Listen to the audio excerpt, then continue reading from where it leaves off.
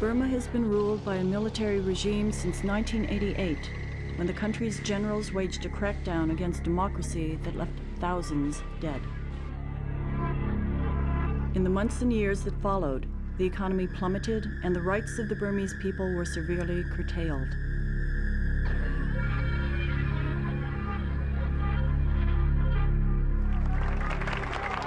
The voice of the opposition is embodied in Aung San Suu Kyi, Nobel Peace Prize winner and leader of the National League for Democracy. She represents the hope of a return to a democratic government in Burma, but has been under virtual house arrest since 1989. We are confident that without democracy, Burma can never be the kind of country that the fathers of independence envisaged. Today, criticism of the government is prohibited, and Burmese writers are forbidden from examining the events of 1988, politics, and issues of democracy and human rights. The official view of the Myanmar government is that there's a sort of permanent emergency and that the state is threatened, and therefore, if you conceive of the situation in that sort of way, then anybody who says anything that the government doesn't like, anything anti-government, anything about how the government ought to move towards democracy, or about how the government has cheated in the past in relation to the moves towards democracy, anyone who says anything like that is an enemy of the state. The Burmese military considers Aung Myint as one such enemy of the state. Aung Myint is a winner of the 2002 PEN Barbara Goldsmith Freedom to Write Award. He is a Burmese poet and active member of the National League for Democracy, where he worked until his arrest.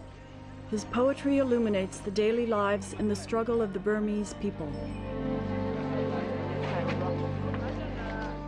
In December 2000, a military court sentenced Aung Myint to 21 years in prison.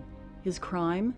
He published and distributed a press release that reported Aung San Suu Kyi attempted to leave Rangoon. Aung Myint was incarcerated for simply publishing the truth. You can't win. If the government decides that they don't like what you're doing, you don't get a free and fair trial. You go through a procedure, and at the end of it, you go to prison. Basically, that's the answer. I mean, it's not what we would regard as a reasonable justice system. Aung Myint now sits in insane prison, serving a 21-year sentence. Very little is known about his condition, and visitors are prohibited. He is not scheduled to see his wife and daughter until 2021. This year's other PEN Barbara Goldsmith Freedom to Write Award winner, Tohti Tunyaz, has also been incarcerated for his work. Tunyaz is a Chinese scholar who was studying the history of Xinjiang before his arrest. Xinjiang province in northwest China is home to the Uyghur people, a Turkish-speaking Muslim minority.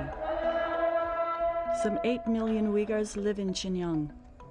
The region contains a large percentage of China's oil and natural gas deposits. To ensure its claim on this land, the Chinese government sponsors migration to Xinjiang by ethnic Chinese. Part of the policy of the Chinese government has been to persuade Han Chinese to move into this area and to settle it in the sort of way that the Soviets did in Soviet Central Asia, in order basically to create facts on the ground, to create settlements of people who are Han Chinese, so that if it ever gets to the point where there's a serious independence movement, they can say, hey, the place is full of Chinese. Uyghur separatists have taken to the streets declaring China's political and demographic policies will lead to their cultural annihilation. Recently, Beijing detained several thousand people and required community leaders to attend political re-education classes. The government has targeted all political dissident activities, including the peaceful expression of views in poems, songs, and books. Tohti Tunyaz, an ethnic Uyghur, was studying for his PhD in Japan. He was analyzing Chinese political policies towards the Uyghur minority. He returned to Xinjiang in 1998 to seek additional materials. As part of this research, Tunyaz copied a section of a 50-year-old document given to him by an official Chinese librarian and was subsequently arrested. One of the points about Tohti Tunyaz is he didn't think he was doing anything wrong. It's not like someone who was putting out political graffiti knowing that it was against the law or something. He was just going about his business, researching the history and the traditions of his own people. Chinese authorities charged and convicted Tunyaz for spying, and he was also convicted of inciting national disunity for allegedly writing the book The Inside Story of the Silk Road. According to the Chinese government, the book advocates ethnic separation. Japanese scholars insist this book does not exist and was invented as a ruse to force Tunyaz's incarceration. Tunyaz was sentenced to 11 years in jail and has been behind bars for nearly 4 years. He has exhausted all of his appeals. When Tunyaz's professor went to China to see him, he was denied access. Meanwhile, Tohti's wife and 2 children remain in Japan, and concern for his safety increases. The PEN Freedom to Write Committee hopes that in spotlighting both Aung Myint and Tohti Tunyaz as the Barbara Goldsmith Award recipients, they will increase the chances of their release. I think the most amazing statistic that shows what the spotlight does in the Barbara Goldsmith PEN Freedom to Write Awards is that 21 of the 23 recipients who were in jail at the time of this award's been going on for 15 years, were released, some within weeks, some within months of this particular award. The PEN Barbara Goldsmith Awards not only provide recipients and their families with $20,000 in much-needed aid, they also bring international attention to persecuted writers. I'm very grateful to everyone in the media who has adopted this as a cause as much as I have. Last year we dealt with 657 cases in 97 countries, and the committee works so hard.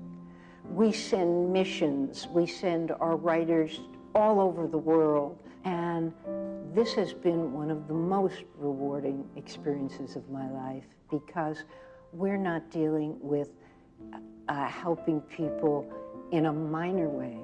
We're dealing with life and death.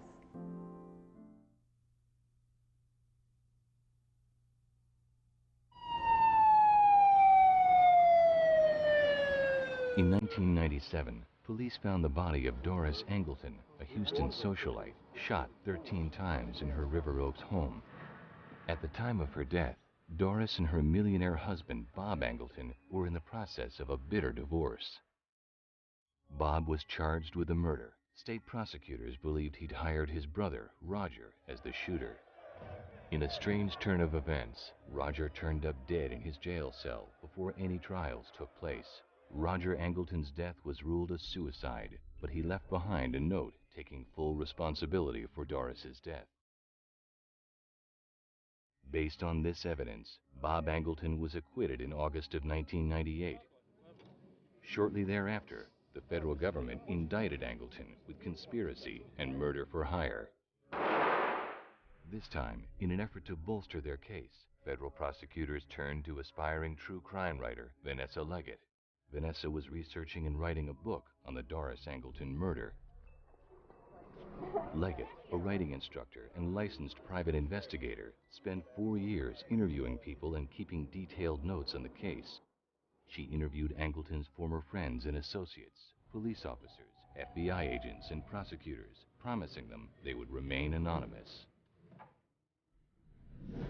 In June of 2001, the federal grand jury subpoenaed Leggett's notes and tapes. She refused to turn over her research and chose not to become an evidence collector for the grand jury.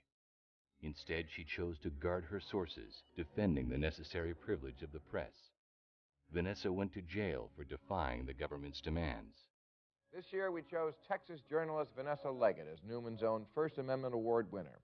Rather than give up her sources, Vanessa spent 168 days in prison, more time behind bars than any journalist in recent history. By protecting her sources, she reaffirmed one of the most important principles of free speech. If you want to withhold testimony and not be punished for it, you had better be an Enron executive. All of the winners of this award have certainly shown courage. I mean, in the face of fire, in essence.